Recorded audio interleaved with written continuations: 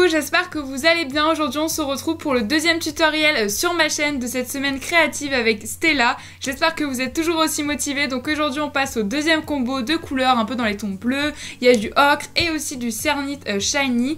Voilà, j'ai trop hâte de vous présenter ces différents tutoriels. Bien évidemment on peut toujours utiliser la couleur blanche. Donc on va tout de suite passer au premier tutoriel. Donc pour le matériel, comme d'habitude, je vous le mettrai tout de suite à l'écran. Voilà, c'est tout ce que je vais utiliser pour ce tutoriel. D'ailleurs, je vais utiliser une de mes planches d'autocollants miniatures transparents que je vends sur ma boutique Etsy si ça vous intéresse. Le lien est bien sûr toujours en barre d'infos. Donc pour commencer, je vais venir aplatir ma pâte très finement et je vais utiliser deux couleurs, donc le bleu clair et le bleu foncé. Et je vais venir les superposer l'une contre l'autre. Alors peu importe l'ordre, c'est comme vous souhaitez. Je viens bien aplatir tout ça et avec ma lame, je vais venir couper un carré.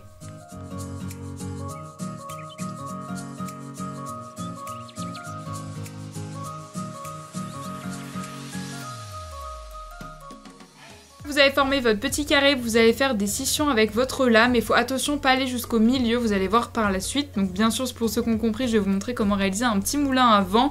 Donc là je vais le faire dans le format un petit peu plus grand, mais par la suite je vais les faire beaucoup plus petits pour pouvoir les mettre dans la fiole.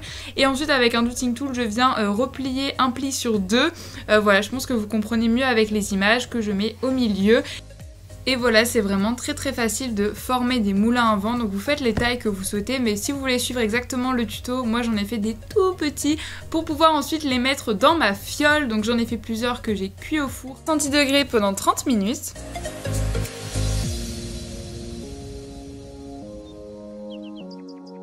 Comme je vous ai dit, j'ai utilisé mes petites planches d'autocollants avec des petits logos. J'ai choisi le logo bonbon, donc je viens le découper et décoller tout ça pour le coller sur ma fiole. Vous voyez que j'ai déjà formé un rectangle avec un Posca blanc pour mieux voir le design étant donné que c'est des autocollants transparents.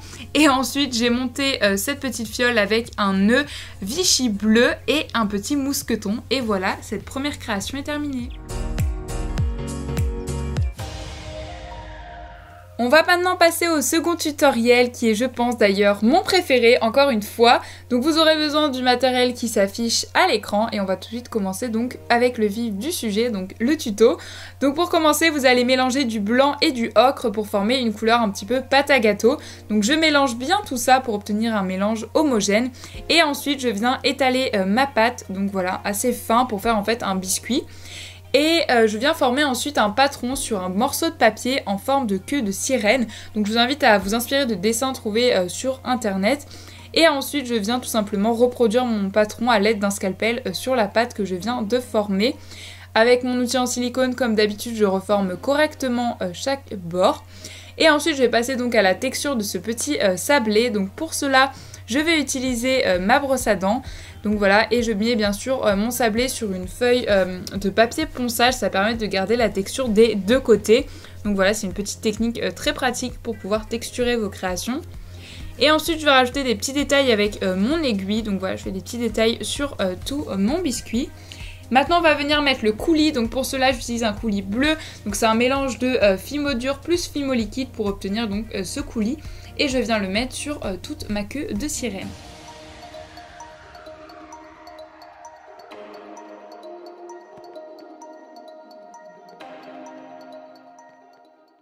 Ensuite, je viens mettre un petit morceau de bleu que je viens texturer avec un douting tool pour créer le haut de ma nageoire.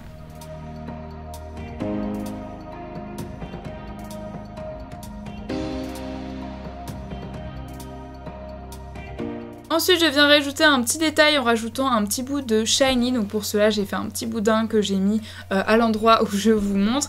Et ensuite, pour ajouter un côté un peu plus féerique, j'ai utilisé de la feuille d'opale. Donc ça, vous pourrez encore une fois retrouver sur la boutique de Stella. Et vraiment, j'aime trop l'effet de ces petites feuilles holographiques. Ça fait super sympa dans vos créations.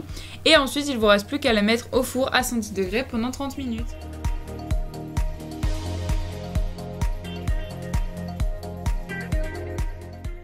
Pour le montage, je vais monter ma nageoire sur un petit support de porte-clés. Voilà, c'est un anneau mais de format plus petit. Et je vais accrocher tout simplement mon biscuit ainsi qu'un assortiment de perles bleues qui rappelle bien d'ailleurs le thème de la mer.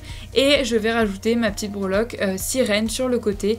Donc voilà, pareil, j'aime bien rajouter tout ça. Et il y a pas mal d'éléments que vous pouvez retrouver donc sur la boutique de Stella qui sera bien évidemment notée en barre d'infos. Et voilà, cette création est terminée.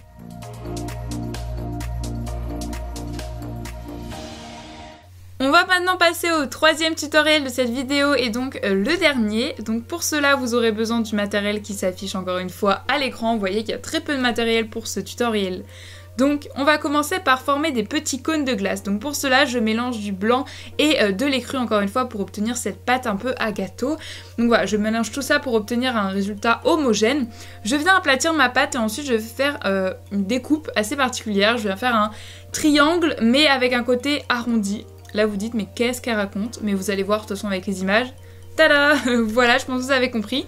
Et pour la texture, moi j'utilise le dos de mon scalpel ou de mon aiguille pour faire un effet gaufré, mais pas comme les plaques de texture gaufre. Moi c'est comme ça que je l'ai fait, mais vous faites comme vous souhaitez. Et ensuite je viens texturer avec mon aiguille le bord arrondi pour donner encore une fois un côté plus réaliste.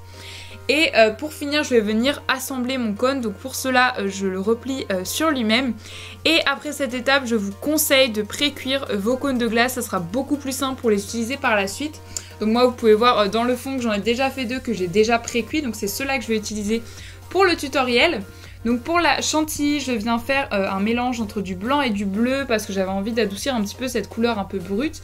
Voilà, et ce que j'obtiens. Et maintenant je viens faire un boudin un peu plus fin d'un côté que de l'autre et je viens l'enrouler sur lui-même à l'intérieur de mon cône de glace. C'est pour ça que c'est beaucoup plus simple s'il est déjà pré-cuit, ça vous évite de tout déformer. Et pour texturer tout ça, encore une fois, j'utilise mon Doodling Tool pour créer un effet de chantilly. Et ensuite j'ai mis une petite tige à œil pour les accrocher par la suite. Et pour la décoration, j'ai juste rajouté 2 tranches de canne, voilà, pamplemousse que j'ai mis car je trouvais que ça rajoutait bien de la couleur et ça faisait bien penser à l'été. J'ai ensuite créé des petites perles, donc pour cela j'ai fait des petits ronds et avec mon aiguille j'ai créé le trou du milieu, mais vous verrez que par la suite finalement je les ai pas utilisés. Il ne vous reste plus qu'à mettre tous vos éléments au four à 110 degrés pendant 30 minutes. Le montage c'est très simple, j'ai monté ces cônes de glace sur des supports de boucles d'oreilles et j'ai juste mis un petit connecteur perle entre les deux et voilà, ce dernier tutoriel est terminé. Touche à sa fin, j'espère qu'elle vous aura plu. Je remercie les personnes qui ont participé à cette semaine créative. J'affiche leur création actuellement à l'écran. Je vous remercie vous d'avoir regardé la vidéo jusqu'au bout et moi je vous fais des gros bisous. Bye!